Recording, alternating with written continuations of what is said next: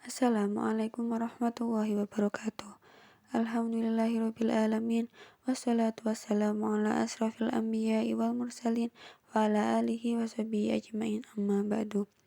Nahmaduhu wa nasta'inuhu wa nastaghfiruh wa na'udzu billahi min sururi anfusina wa min sayyiati a'malina. May yahdihillahu fala mudhillalah wa may yudlil fala hadiyalah. Allahumma salli wa sallim ala sayyidina Muhammad wa ala alihi wa sahbihi ajma'in amma ba'du. Yang saya hormati dosen pembimbing mata kuliah Sistematika Tumbuhan, yaitu Ibu Rita Ariana Nurhasana, MSc, dan juga teman-teman sekalian yang saya sayangi dan saya cintai. Pada presentasi kali ini, kita akan membahas tentang morfologi batang yang akan disampaikan oleh kelompok 2 yang terdiri dari 1. Fatihah Amalia dengan NIM 20080860004. Yang kedua yaitu Hilyatul A'imah Rizky Ardila, saya sendiri, dengan NIM 20080860005. Dan yang ketiga yaitu Fathia Pertiwi Talimunte dengan NIM 20080860006. Sebelumnya, kita harus mengetahui terlebih dahulu apa itu morfologi batang. Morfologi merupakan cabang ilmu biologi yang mempelajari bentuk dan struktur tubuh makhluk hidup. Sedangkan batang merupakan bagian dari tumbuhan yang sangat penting dan dapat dikatakan sebagai sumbu tumbuh-tumbuhan karena semua organ tumbuhan bertumbuh pada batang. Jadi, morfologi batang merupakan ilmu yang mempelajari bentuk dan struktur batang. Pada presentasi morfologi batang kali ini, kita akan membahas yang pertama yaitu tentang batang yang berupa sifat, tugas, dan jenis batang. Yang kedua yaitu bentuk batang, yaitu bentuk melintang dan permukaan batang. Dan yang ketiga yaitu arah tumbuh batang, dan keempat yaitu percabangan pada batang. Yang pertama, batang. Meliputi sifat, tugas, dan jenis batang. Sifat umum pada batang. Yang pertama, umumnya berbentuk silinder atau bulat panjang. Yang kedua, memiliki ruas-ruas yang dibatasi oleh buku-buku sebagai tempat daun. Yang ketiga, tumbuh secara fototrof atau heliotrof. Maksudnya, tumbuh mengikuti arah datangnya cahaya matahari. Yang keempat, selalu bertambah panjang di ujungnya. Yang kelima, mengadakan percabangan. Yang keenam, umumnya tidak berwarna hijau, kecuali untuk tumbuhan yang berumur pendek. Adapun tugas batang, yang pertama, mendukung bagian tumbuhan yang lain seperti daun, bunga, dan buah. Yang kedua, jalan pengangkutan air dan zat-zat makanan. Yang ketiga, sebagai tempat cadangan makanan. Jenis-jenis batang. A. Tumbuhan yang tidak berbatang atau planta acheulis, yaitu tumbuhan yang tidak memiliki batang sesungguhnya karena batang amat pendek dan daun seakan-akan keluar dari bagian atas akarnya sehingga batang tidak terlihat jelas. Contohnya pada lobak atau Raphanus sativus dan pada sawi atau Brassica juncea. B. Tumbuhan berbatang jelas. Tumbuhan berbatang jelas yakni yang pertama, batang basah atau herbaceous, yaitu batang lunak dan berair, contohnya bayam atau Amaranthus spinosus dan Crocot portula oleracea. Yang kedua, batang berkayu atau lignosus, yaitu batang yang keras dan kuat karena terdiri dari kayu. Biasanya terdapat pada pohon atau arbores dan semak-semak atau fruticus. Yang ketiga, batang rumput atau calmus, yaitu batang yang tidak keras, beruas, dan berongga. Contohnya padi Oryza sativa dan rumput Gramineae. Yang keempat, batang mendong atau calamus, yaitu seperti batang rumput, hanya saja ruasnya lebih panjang. Contohnya mendong atau Frimbistylis globulosa Kunth dan sebangsa teki atau Cyperaceae. Berikut adalah gambar berbatang jelas. Gambar A yaitu bayam, gambar B yaitu berkayu, gambar C yaitu padi, dan gambar D yaitu teki. Yang kedua yaitu bentuk batang secara melintang dan berdasarkan permukaan. Di sini sudah dilihatkan 3 contoh bentuk batang. Yang pertama yaitu batang dari bambu atau nama latinnya yaitu Bambusa sp, terus Cyperus rotuntus dan Passiflora quadracularis. Bentuk batang. Tumbuhan dikotil biasanya memiliki batang berbentuk limas yang memanjang, sedangkan tumbuhan monokotil yang cenderung sama, dari atas sampai bawah tidak ada perbedaan. Namun, jika bentuk batang dilihat secara melintang antara lain, yang pertama yaitu bulat atau yang disebut dengan teres, contohnya yaitu pada bambu dan kelapa. Yang nomor 2 yaitu persegi atau yang disebut dengan angularis, yaitu segitiga dan segi empat. Segitiga contohnya yaitu pada batang teki, dan segi empat contohnya yaitu pada batang markisa. Yang ketiga yaitu pipi atau biasanya melebar, menyerupai daun dan mengambil alih tugas daun pula, yang dibagi menjadi 2, yaitu Phylogladia, yaitu amat pipi dan mempunyai pertumbuhan yang terbatas, contohnya yaitu pada jagang. Dan yang kedua yaitu Cladodia, yaitu mengalami pertumbuhan dan percabangan, contohnya yaitu pada kaktus. Gambar bentuk batang. Di sini dilihatkan 5 macam bentuk batang, yaitu A. Opuntia yang mempunyai bentuk batang pipi atau Cladodia. B. Jakang yang mempunyai bentuk batang sangat pipi dan melebar menyerupai daun. Yang C yaitu teki yang mempunyai bentuk batang segitiga. Yang D yaitu bambu yang mempunyai bentuk batang bulat. Dan E yaitu markisa yang mempunyai batang kecil, langsing, dan panjang sekali. Bentuk persegi semu, lunak, halus, dan berwarna hijau kecoklatan. Macam-macam batang jika dilihat dari permukaannya. Yang pertama yaitu licin atau leaves, contohnya batang jagung. Yang kedua berusuk atau costatus, yaitu terdapat rigi-rigi yang membujur pada permukaannya, contohnya iler. Yang ketiga beralur atau sulcatus, yaitu jika membujur terdapat alur yang jelas, contoh kaktus koboi.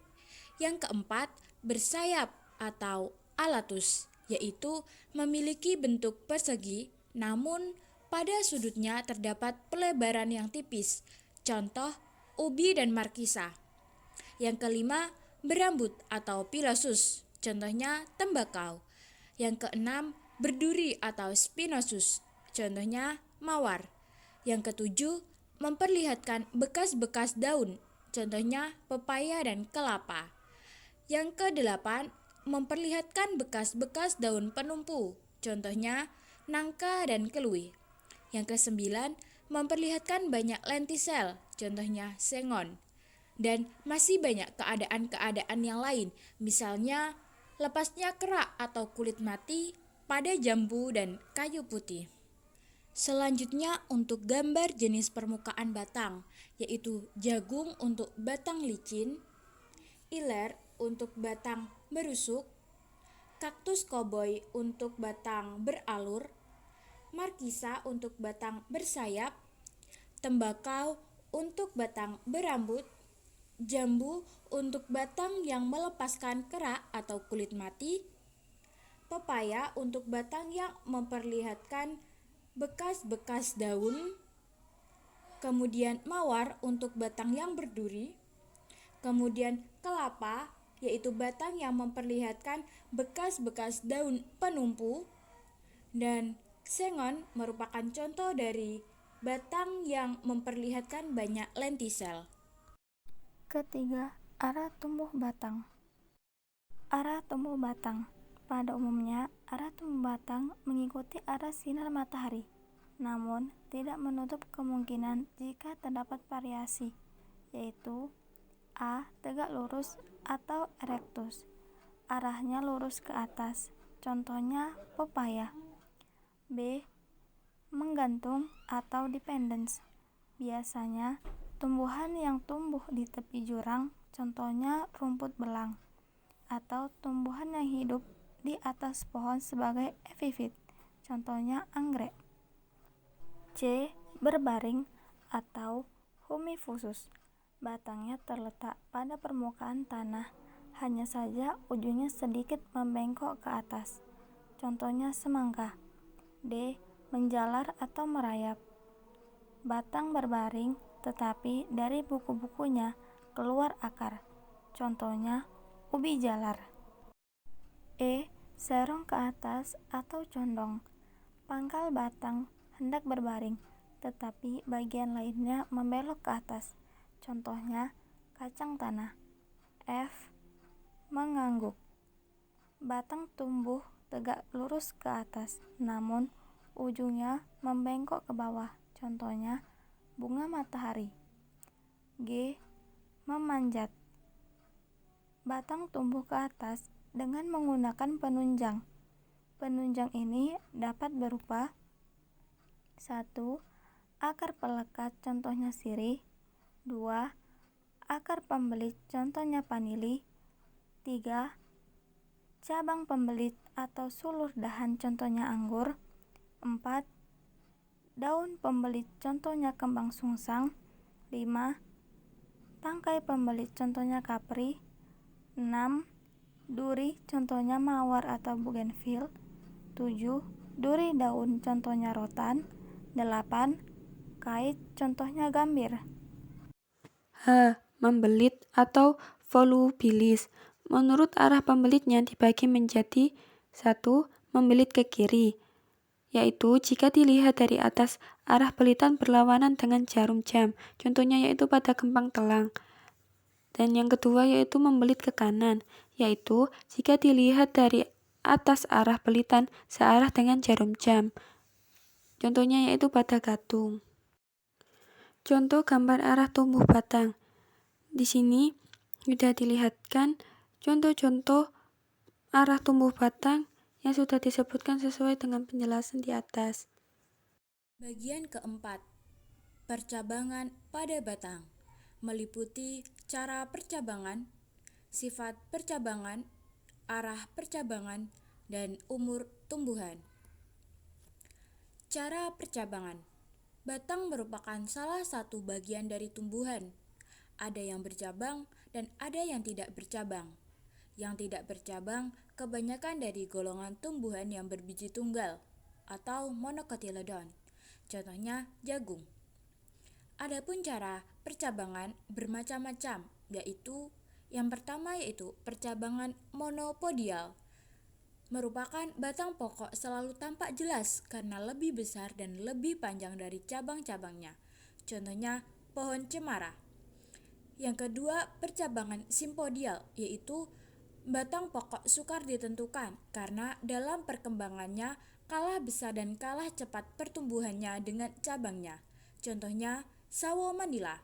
Yang ketiga, percabangan menggarpu atau dikotom, yaitu percabangan yang batang setiap kali menjadi 2 cabang yang sama besar. Contohnya paku andam. Selanjutnya, gambar cara percabangan. Yang pertama ada monopodial dengan contoh cemara, simpodial dengan contoh sawo manila, dan dikotom dengan contoh paku andam. Sifat percabangan. Cabang-cabang pada suatu tumbuhan dapat bermacam-macam sifatnya, maka dapat dibedakan seperti di bawah ini. 1. Geragih atau flagellum stolo, yaitu cabang-cabang kecil yang panjang yang tumbuh merayap, dan dari buku-bukunya ke atas keluar tunas baru, dan ke bawah tumbuh akar-akar. Cabang ini dibedakan dalam 2 macam. Yang pertama, merayap di atas tanah. Contohnya, pada daun kaki kuda atau Centella asiatica dan Arbe Fragraria vesca. Yang kedua, merayap di dalam tanah, contohnya teki atau Cyperus rotundus dan kentang Solanum tuberosum. 2. Wiwilan atau tunas air atau Virga singularis, yaitu cabang yang biasanya tumbuh cepat dengan ruas-ruas yang panjang. Contohnya kopi atau kopi dan pohon coklat atau Thoebroma kakao. 3. Silur panjang atau virga. Cabang-cabang yang biasanya merupakan pendukung daun-daun dan mempunyai ruas-ruas yang cukup panjang. Pada cabang ini tidak pernah dihasilkan bunga. Oleh sebab itu, sering disebut cabang yang mandul atau steril. 4. Sirung pendek, virgula atau Virgula sucrescens, yaitu cabang-cabang kecil dengan ruas-ruas yang pendek. Selain daun, biasanya merupakan pendukung bunga dan buah. Cabang ini dapat menghasilkan alat perkembangbiakan. Bagi tumbuhan ini disebut pula cabang yang subur atau fertil. Berikut adalah gambar sifat percabangan. Arah tumbuh cabang. Cabang pada suatu tumbuhan biasanya berbentuk sudut yang tertentu dengan batang pokoknya. Orang membedakan arah tumbuh cabang seperti satu tegak atau fastigiatus, yaitu jika sudut antara batang dan cabang amat kecil, sehingga arah tumbuh cabang hanya pada pangkalnya saja, sedikit serong ke atas, tetapi selanjutnya hampir sejajar dengan batang pokok. Contohnya yaitu pada wiwilan pada kopi atau kopi SP. Yang kedua yaitu condong ke atas atau patens, jika cabang dengan batang pokok membentuk sudut kurang lebih 45 derajat. Contohnya yaitu pada pohon cemara atau Casuarina equisetifolia Linnaeus. Dan yang nomor 3 yaitu mendatar atau horizontalis, jika cabang dengan batang pokok membentuk sudut sebesar kurang lebih 90 derajat. Contohnya pada pohon randu atau Ceiba-Patandra Gates. Dan yang keempat yaitu terkulai atau declinatus, jika cabang pada pangkalnya mendatar tetapi ujungnya lalu melengkung ke bawah. Contohnya kopi robusta atau Coffea robusta Linnaeus. Dan yang nomor 5 yaitu bergantung atau pendulus, cabang-cabang yang tumbuhnya ke bawah. Contohnya yaitu cabang-cabang tertentu pada salik. Berikut adalah arah tumbuh cabang. Pangkal batang. Ada tumbuhan yang mempunyai pangkal batang di dalam tanah, yang merupakan suatu alat yang digunakan untuk bertahan di kala musim buruk. Misalnya di daerah panas dalam keadaan musim kering dan di daerah iklim sedang dalam musim dingin. Bagian yang di atas tanah sering kali mati, tetapi bagian yang di bawah tetap hidup. Jika musim baik tiba, akan bertunas dan menghasilkan tumbuhan baru. Hal ini terdapat pada valerian dan kelembak. Selanjutnya yaitu umur tumbuhan. Diketahui bahwa batang tumbuhan mempunyai umur yang terbatas, karena kalau batangnya mati, biasanya tumbuhan pun juga ikut mati. Maka tumbuhan seringkali dibedakan menurut panjang atau pendeknya umur, yaitu tumbuhan anual merupakan tumbuhan yang umurnya pendek kurang dari 1 tahun, contohnya jagung dan kedelai. Yang kedua, tumbuhan bienal, yaitu tumbuhan yang umurnya 2 tahun, contohnya beet. Yang ketiga itu tumbuhan menahun atau tumbuhan keras, yaitu tumbuhan yang umurnya sampai bertahun-tahun, contohnya yaitu empon-empon. Selanjutnya yaitu gambar tumbuhan menurut umur. Jagung untuk tumbuhan berumur 1 tahun, beet untuk tumbuhan berumur 2 tahun, dan empon-empon merupakan tumbuhan yang bertahun-tahun. Dari sini kita tahu bahwa batang itu tidak semua sama.